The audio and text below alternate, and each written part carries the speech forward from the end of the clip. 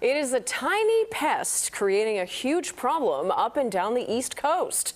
Now it has been spotted in Illinois. This week, the Illinois Department of Agriculture revealed that it's identified the spotted lanternfly for the first time. Joining us now to explain what this all means is Scott Schirmer from the Illinois Department of Agriculture. Scott, thank you for joining us. First of all, can you tell us exactly how these spotted lanternflies got to the United States and why they pose such a problem? Well, thanks for having me. Yeah, it's hard to tell exactly how they got here. The best we can say is that they came in on imports and imported stone products. So as a lot of these invasive species get into the United States from overseas, it's on imports and materials and products moving into the country. And what is the problem they pose? They're really beautiful at first glance. Mm-hmm. They are. They're quite striking, aren't they?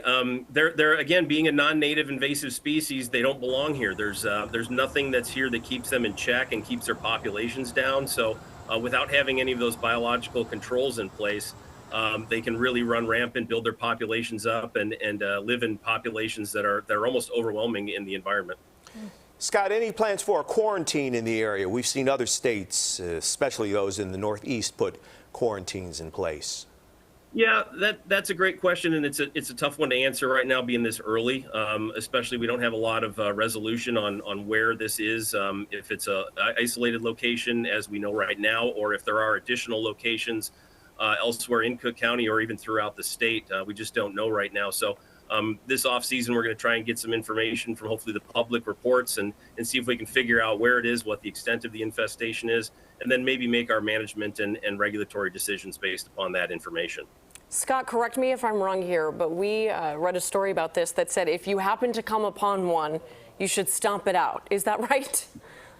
Yes. Yeah. We want these to be reported and we want to know where they're being found. But yes, if we can engage the public to kill them, we found that the original report was a single one. And, that single one could be a gravid or pregnant female that could introduce an infestation to a new area, a new county, even potentially a new state. So that's what we're asking is if you see it, you squash it, you take a snapshot of it and report it to us so that we can look into it and follow up on it. All right, Scott, do they bite?